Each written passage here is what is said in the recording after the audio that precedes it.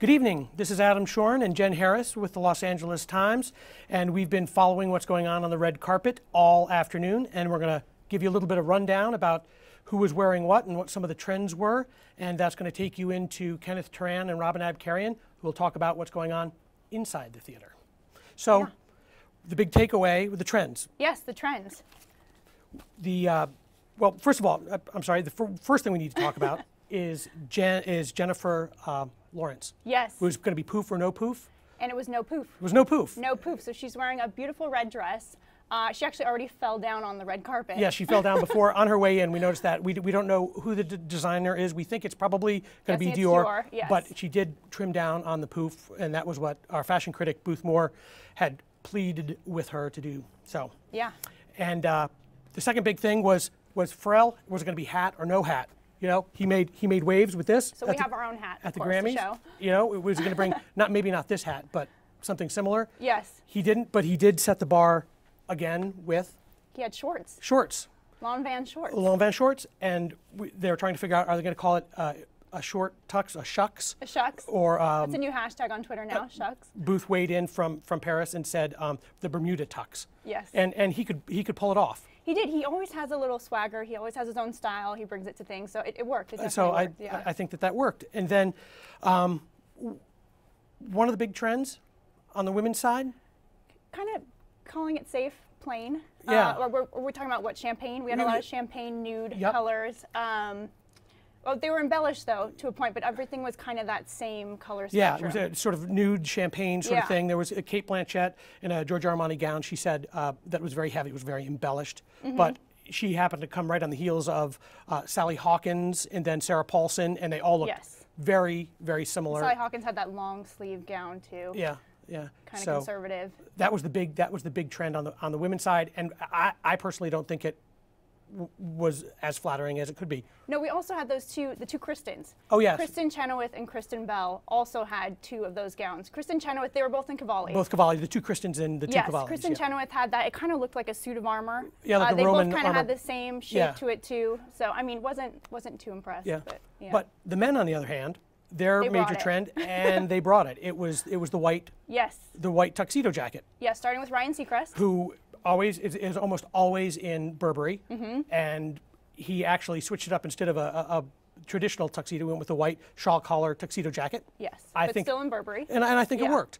Of course, when we first saw him, he was standing there with Wolfgang Puck and all the chefs. So they were all in white chef coats. Chef feeling. Yeah. But then there was Jared Leto, who was one of our big wild cards. What is he going to wear? He's been bringing a lot of different looks. He didn't have the bun. He didn't have no man bun. There was no man bun for him to talk about backstage afterward. He had a burgundy bow tie, nice big bow tie. His hair was down. So he wore the white tuxedo jacket. That worked. Yeah. And then right at the very end, we saw Matthew McConaughey coming in a three-piece. He had I think it was a black waistcoat underneath, and a white, I think it was a shawl collar jacket. Yeah, it looked like it.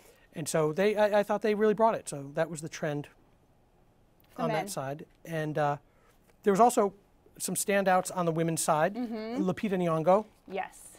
Yeah, so she brought a little bit of color. She had that custom-made Prada gown in that pastel blue. Gorgeous. She had that Fred Leighton headband, which added a lot to the look too. Look, that was gorgeous. Oh, it's almost like a fairy tale. It was almost like a fairy tale, and it kind of pulled at my heartstrings. I'm looking at a picture on the monitor there that she said that she chose that color blue because it reminded her of Nairobi, and she was bringing a little bit of home with her. Nice. So, and I think that was one of the more stunning gowns. Another blue gown, although it was so very dark, but it was sapphire. Yeah. And we almost thought it was black at first. Was Amy Adams. Amy Adams. In Gucci. In Gucci, and Gucci premiere gown. And Booth had a blog post up a few minutes ago about this, and she said that, it really kind of fell flat for her.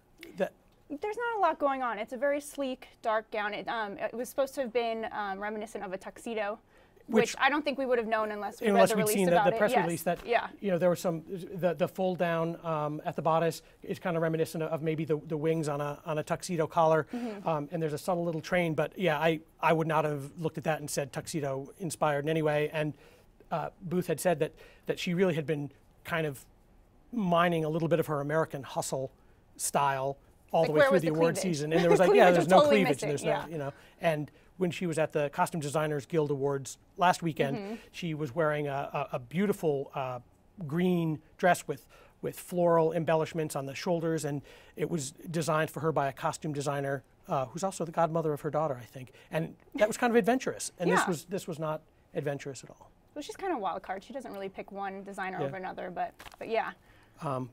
And there was somebody else in blue who we wouldn't have automatically seen that she had her hair match her dress. A little streak of blue. Liza Minnelli. Yeah, look, there we go. Yeah, was wearing a blue sort of bias one shoulder gown, and her hair had just a streak of blue that just sort of went parallel to the on the same diagonal as her dress. But we also saw a lot of, I mean, so it either went nude, champagne, or kind of plain solid colors. Yeah. Like Charlize Theron and Julia Roberts were both in plain black gowns. Right. They were coming in at the very end, and so we don't know who made their dresses. Not yet. Yeah.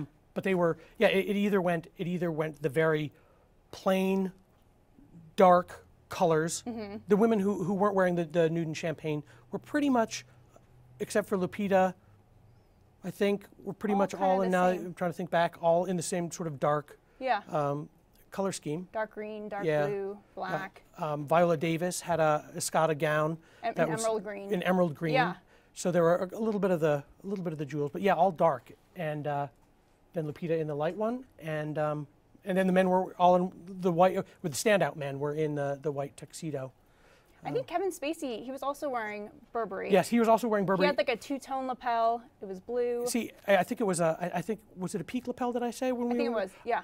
And see, that's how a guy can make himself stand out while he's wearing the standard issue tuxedo. Yeah, because they're all kind of wearing the same thing. Right, so you can either go with the white jacket, which is like full on different, or you can go, it was black, contrast. It was something like midnight blue or something. It was really dark blue, and with the black contrast here, and then right after the peak, it was blue and it matched the jacket. And I just thought that was just a little nice touch. Just a nice touch. It just made him stand out.